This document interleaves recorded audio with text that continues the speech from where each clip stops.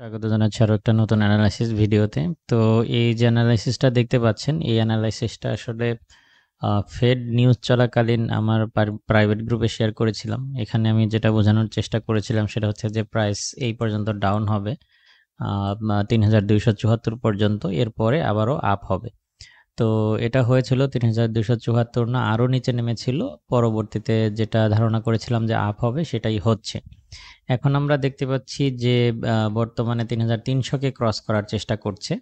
তো কেন এটা ক্রস করার চেষ্টা করছে, আবার এটা ক্রস করে আপ হয়ে যাবে কিনা সেই ব্যাপারটাই এই ভিডিওতে বোঝার চেষ্টা করব, এবং আজকের দিনে আমাদের ট্রেডিং প্ল্যান কী হওয়া উচিত সেটাও এই ভিডিওতে আলোচনা করার চেষ্টা করব। তো শুরুতেই আমরা যদি ইকোনমিক ক্যালেন্ডার দেখে আসি, তাহলে আমরা দেখব যে আজকেও কিন্তু আমরা একটা ব্যস্ত ইকোনমিক ক্যালেন্ডার পেয়ে যাব।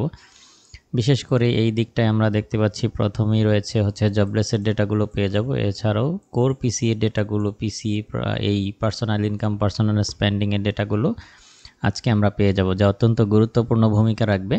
একই সাথে জব ডেটা এবং ইনফ্লেশন ডেটাগুলো কিন্তু আমরা আজকে দেখতে পাবো। তো এখন প্রাইস যে কারণে ডাউন হয়েছিল, যে আপনারা নিশ্চয়ই জানেন ফেড তার সুদের হার অপরিবর্তিত রেখেছে, এই কারণে ডাউন হয়েছিল।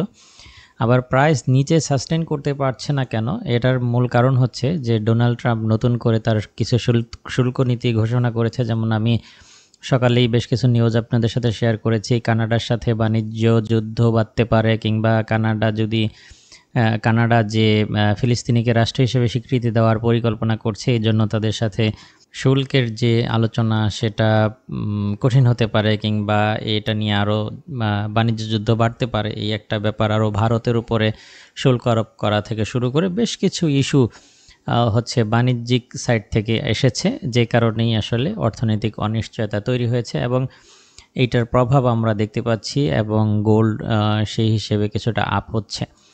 এখন প্রশ্ন হচ্ছে যে গোল্ড কতটা আপ হতে পারে। যদি এটা ৩,৩০০কে ক্রস করার চেষ্টা করছে, এই মুহূর্তে প্রাইস হচ্ছে ৩,৩০২ অবস্থান করছে। তো ৩,৩০২ থেকে ৩,৩০০ থেকে ৩,৩০৫ যদি ক্রস করতে পারে, তাহলে এটা পুনরায় আপ হয়ে যাবে। মার্কেট আপ হয়ে যাবে বলতে, এটা প্রাথমিক পর্যায়ে আমরা ধারণা করছি যে মেজর যে ট্রেন্ড লাইনটা রয়েছে এটাকে টেস্ট করতে পারে। আমি এখানে আপনাদের সাথে যদি শেয়ার করি যে ট্রেন্ড লাইনটা এই মুহূর্তে আমরা যেভাবে দেখছি, সেটা হচ্ছে যে এই ট্রেন্ড লাইনটাকে টেস্ট করতে পারে যদি ৩,৩০৫ বা ৩০৫ও না, যদি ৩,৩০০-র উপরে প্রাইস সাস্টেন করতে থাকে আর কি, এই যে এই এরিয়াতে যদি প্রাইস সাস্টেন করতে থাকে, তাহলে এটা এই পর্যন্ত প্রাথমিক পর্যায়ে আপ হবে, এবং এখানকার এই প্রাইসটা হচ্ছে যে মোটামুটি ৩,৩১৫। ওকে, ৩,৩১৫ পর্যন্ত প্রাইস আপ হয়ে যাবে যদি ৩,৩০০-র উপরে প্রাইস সাস্টেন করতে থাকে। তো সেই হিসেবে এখানে ৩,৩০০ একটা গুরুত্বপূর্ণ জোন বা পয়েন্ট, আপনারা এটা নোট করে রাখবেন। তো যদি ৩,৩০০-র উপরে প্রাইসটা সাস্টেন করতে থাকে, তাহলে এটা আপ হবে। সেই ক্ষেত্রে ৩,৩০০-র উপর থেকে বাই করতে পারেন। আর ৩,৩০০-তে যদি প্রাইস সাস্টেন করতে না পেরে আবারও ডাউন হয়ে যায়, সেই ক্ষেত্রে আপনারা সেল করতে পারেন।